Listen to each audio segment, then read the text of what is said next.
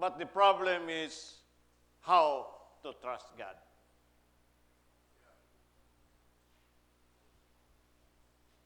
Tanan circumstansya.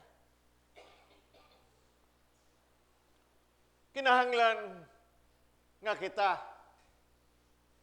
magsalig sa Ginoo sa tanan natong circumstansya sa kinabuhi. The question is, gutom ba ta sa pulong sa Ginoo? Hello? Atong ma-overcome ang tagsa-tagsa ka circumstansya sa atong kinabuhi. Kung kita na ay kagutom sa pulong sa Ginoo, parehas na. Kung ikaw gigutom, mukaon ka, pamahaw, paniugto, o panihapon. Maunta ning angayan nato nga i-treat nato pag-ayo ang pulong sa Ginoo sa atong kinabuhi so that we can overcome tanan nato nga sitwasyon sa kinabuhi. Ang pulong sa Ginoo kinahanglan nga naa sa atong tagsatagsa ka kinabuhi. Dili kay panahon sa dili maayo nga circumstansya sa atong kinabuhi, ay hapata manawag og Ginoo. But if we are ready niini nga panahon, nakabaton ta og pagsalig sa pulong sa Ginoo, dili ta mataranta sa atong tagsatagsa ka kinabuhi. Ang mga tao na mati kang Hesus, they listen and learn. Usahay mga tao na mati kang Hesus, lisod sila makasabot. But the downgrade ni Hesus ang iyang pulong. Images taken from every walk of life. So kinahanglan nato nga ang pulong mutubo. Reading the Word of God is so important for us. Kasagaran nato mabalida yung tago natin sitwasyon. Why? Kulang ta sa kahibalo. The Word of God in Hosea chapter 6 verse 4. People perish for lack of knowledge. Nagkagidlay ta kay kulang ta sa kahibalo sa Ginoo. Panahon nga naay moabot nga mga atake sa atong tagsa-tagsa ka kinabuhi. The teaching of Jesus is visible. Sa mga tao nga naay mata, nga ilang makita, og naay tagsa-tagsa ka, dalunggan nga mamati. Kung magtanom ta og usa ka binhi, ang una nga mutubo ana mao ang gamot. The roots and grew mutubo ni. Kung naata ni ana nga sitwasyon nga gitanuman ta og pulong sa Ginoo og mogamot, our most important part, that seed will grow. Amin ba tana? Kay, nakita na to, faith cometh by hearing and hearing by the Word of God. Kinahanglan mo tubo ang atong pagtuo. Na ang kasing-kasing nato masintro sa Ginoo. The roots is important of the seed, where the seed will get its nutrients from the growth. Namuadto ta sa Jeremiah. Ato sang tanaw niya, kadjut lang, kaya ma-prepare gamay.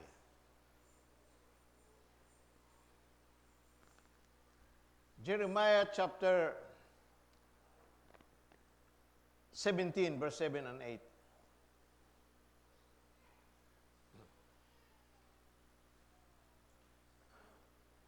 usa ka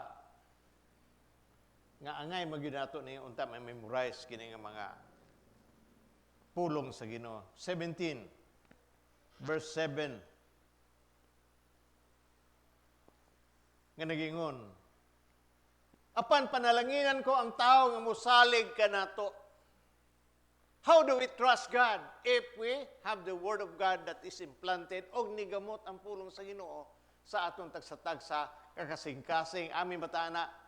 May sama siya sa kahoy dool sa tubig. Makita nato ang tanom dool sa tubig, dili gud na malaya. Magpabilin gud siya nga lig-on kay ang iyang gamot mo suyop og tubig. Kitaon sa itong suyupon. Chismis, marites, musuyop ta sa pulong sa Ginoo. Besama siya doon sa kahoy, mukuyanap ang mga gamot ni ini ngadto sa sapa. Dili siya mabalaka konting init na kay dili malawas ang iyang mga dahon. Amin batana. Even though there is famine in the world, even though there is famine bisag asa, bisag diri sa ingong moabot. Dili ta mabalaka ana. Uban ta ana nga famine.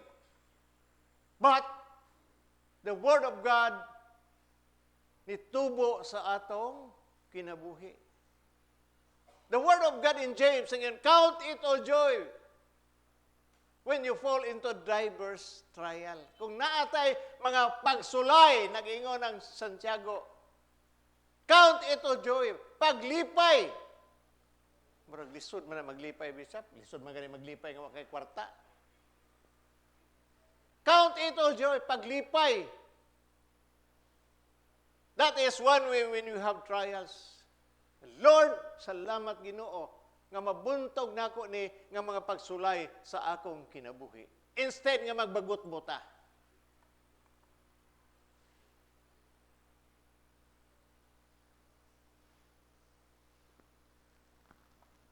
Continue ta.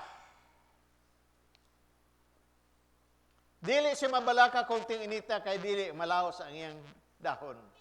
Kung dili muulan, dili gihapon siya mabalaka. Nga naman, ang iyang roots to us sa daplin sa sapa. Magsige siya pamunga. Amin bataana. Bearing fruit. Usa ni ka mga ayo nga witness sa atong tagsa-tagsa ka Kristohanon. Nga taliwala sa circumstansya, taliwala sa problema, there is God. But we have to learn how to be strong in trusting our God.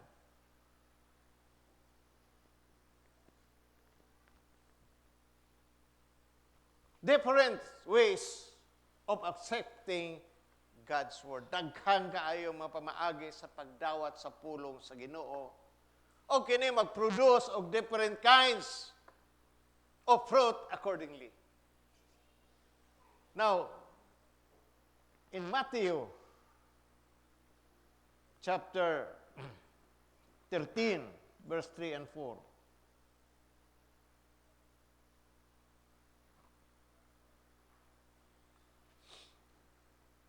verse 3, nagingon, migamit siya ang mga sambinga irong pagtudlo kanilang daghan mga butang. Mingon siya, may usa ka tao nga miadto sa aron pagpugas. Sa pagsabon niya sa binhi, adunay nahulog nga sa agianan ug miabot ang mga langgam og panuka kini. Usahay nakabati ta og wali. We are encouraged. Pero paggawasan na daghang kayong tentasyon. Daghang kayong discouragement nga moabot nato. Matandog ta, nga naman, ang atong gamot wala gyud sa pulong sa Ginoo.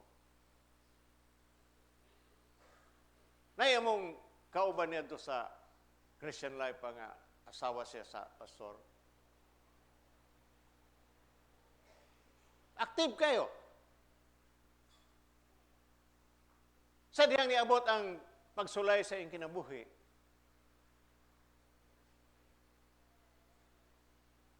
nasakit siya og kanser.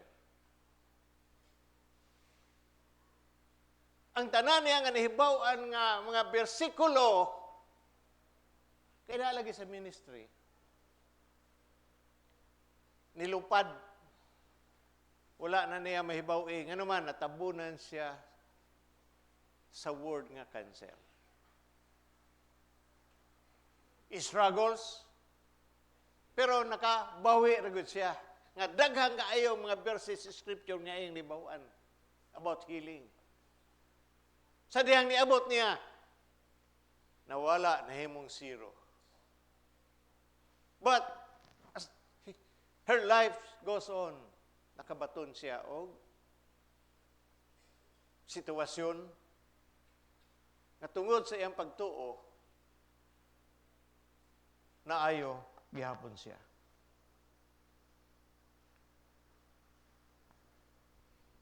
Prejudice hearers who has shut mind. Morning number 1 nato ang sao nato pag-overcome sa mga circumstansya sa atong kinabuhi. Prejudice hearer nga sarado ang hunahuna. This kind of person are unteachable. Dili nimo masultian. Na mako-experience ani nga di nimo sultian. Sultian na galing mo, panlabay ang kabo, panglabay ang planggana, panlabay ang mga balde.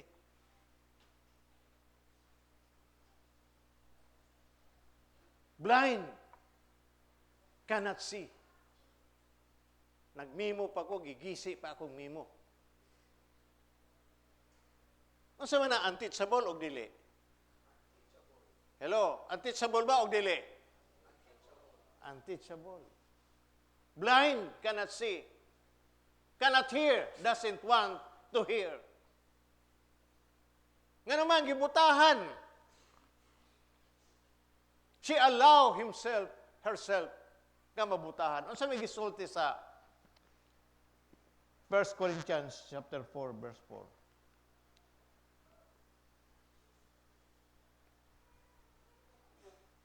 Verse 4. Nag-ingon. Tinaw kaayo ang akong konsensya apan wala kini magpasabot nga wala gayud ako'y sala. Ang Ginoo naghukom kanako, busa kamo. Ayaw kamo paghukom kang bisan kinsa sa dili pa moabot ang hustong higayon. Sa katapusan paghukom unya himua pag-abot ang Ginoo nga ipadayag niya ang daotang tinago ug ibutyag ug gililong ang tinguha sa kasing-kasing sa tao.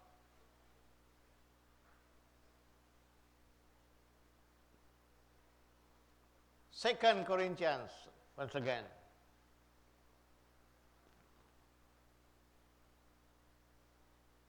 Sa'yo.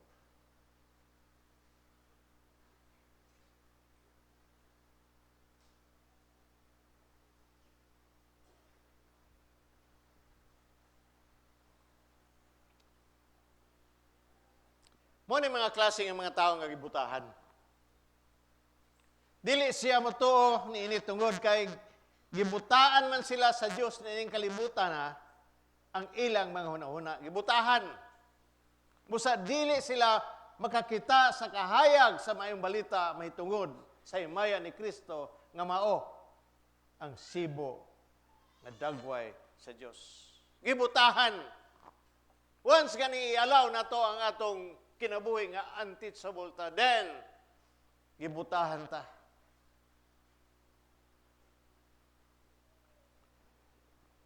Reminding also that kita mismo mga minister, usay gibutahan ta sa atong schedule sa practice. Dapat ay palisiya as a worker, attend tag midweek, workers mass Saturday, and attend devotional before sa misa. Usay gibutahan ta ana.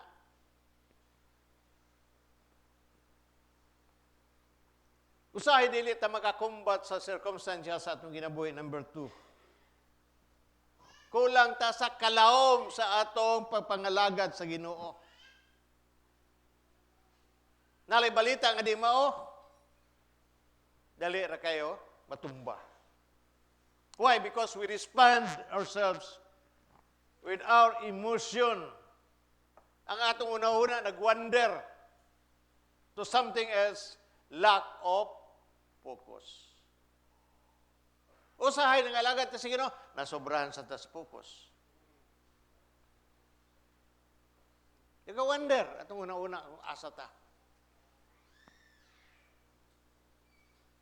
Nasugo ta, ayaw pag-decide kung naa ka sa kasuko or you're in emotion, taas kaayo. Amin bataana. Ayaw mo pag-decide. Why? Kung mag-decide mo, sayop gina tanan.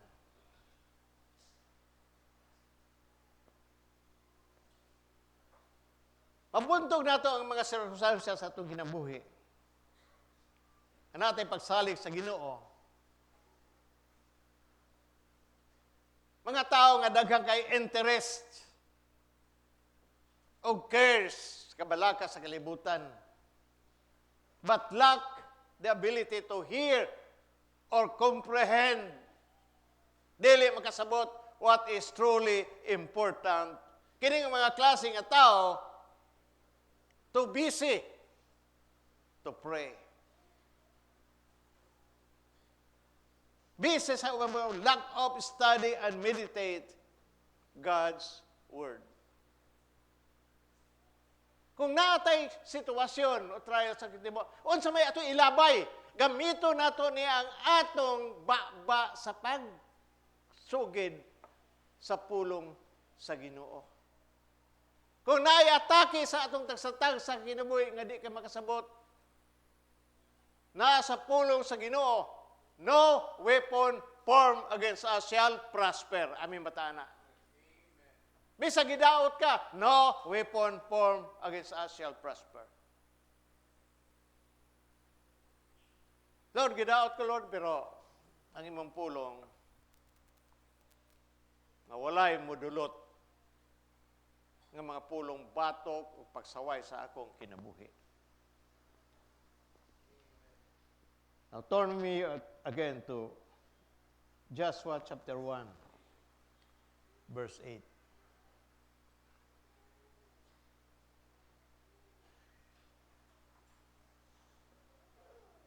Ayaw gyud kalimti ang balasahon sa balaod.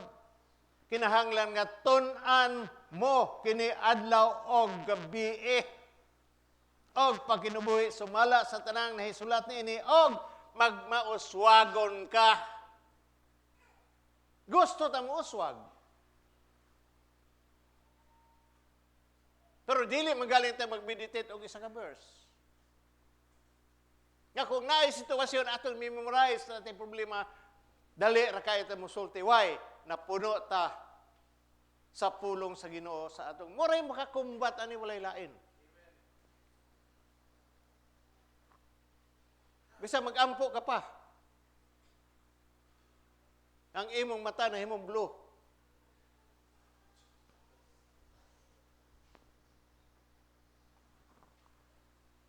People work so hard, but they are too tired.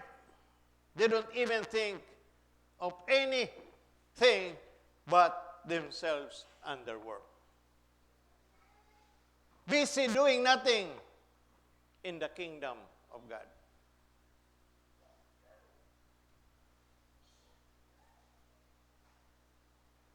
If the parable doesn't take root in our hearts, what you hear now, then this parable is for you.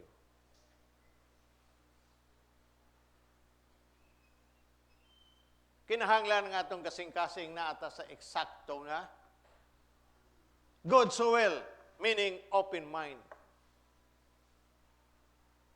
Kini nga mga klaseng nga tao, such person willing to listen and learn. They listen in order to understand. Usahay makadungog ta sa pulong sa Ginoo, ato pa man ginang iribat.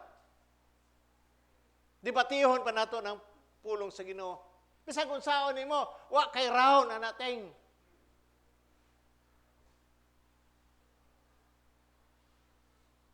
The Word of God is the same yesterday and forever. Wala na mautro.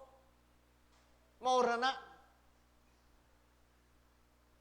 This kind of person will listen in order to understand and gives grace to those who hunger for His Word. Ang pulong ta sa Ginoo pareha sa atong pagkaon sa pamahaw, paniugto, panihapon. Dili man nato na memorize yung tanan. Makabati ka sa pulong sa Ginoo kay mismis sa daghan kayo niyo, mamati bisig di mo basa diha, makabati ka sa pulong. Mutubo na. Why? Faith cometh by hearing, and hearing by the Word of God. Unsa man atong gipamati karon? Ang kalisod ba? Sige lang ta kalisod. Last year kalisod, karong kalisod, something wrong with that. Mawalig ko ani. Kaya usahay ang mga tao sa simbahan, ganahan na sila gitikon. Pero wa mautro ang kinabuhi. The same. Kinahanglan nga tun-an mo kini adlaw o gabi og pagkinabuhi sumala sa tanan na isulat niini og magmauswagon ka. You want to prosper? Then dig deep in your hearts the Word of God. Kung naatay mga sakit natin, Isaiah 53:5, by the stripes of Jesus, we were healed. Amin matana. Humana 2,000 years ago. But because of our thinking, and last Wednesday, nagtudlo ko, Christ redeemed us from the curse of the law. Gilinukat kita gikan sa tunglo sa balaod. Wala na taana. We believe so much in what we call hereditary. High blood, mga ito akong lolo, akong nanay, namatay sa kanser, akong nanay, akong isaon namatay sa kanser. Hadlok sa ko, basi makanser po ko. Redeem us, gilukat kita gikan sa tanan nga mga sakit, sa tanan nga mga kapobrehon sa atong kinabuhi. If we won't believe this, unsa ang pag-apekto sa atong tagsatag sa kakinabuhi? Mura gihapon ta. 10 years, 5 years, hantod karon, wala tayo gitawag nga improvement sa atong kinabuhi.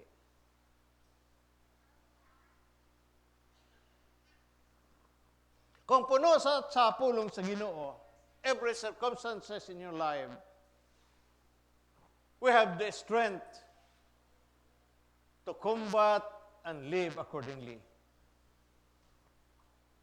The question is, do we hunger for God's Word? Faith in God's Word is the only way to wisdom. Ang pulong sa Ginoo kanunay renew your mind, ipabag-o sa Dios ang inyong hunahuna. Di ta maghuna-una nga pobreta. Dato atong Ginoo. But dili na instant. It will take time. Amin batahana. Renew your mind.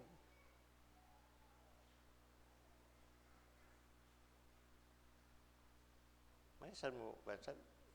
Oh, may ganit ka, mo bawa kang paan. Padere, eme. Renew your mind with the Word of God. Usahay na sa kinabuhi, naging mandalon sa Ginoo. Abayad ka mo na karon, managan mo siguro mo. Aman ang gugma, ngagiingon sa Ginoo kanato. The question is, do we hunger the Word of God in our lives? Kinahanglan nga natin bala sa atong kinabuhi ang pulong sa Ginoo to combat situation in our lives. Amen? Pentecostal siguro. Oh, tanawa.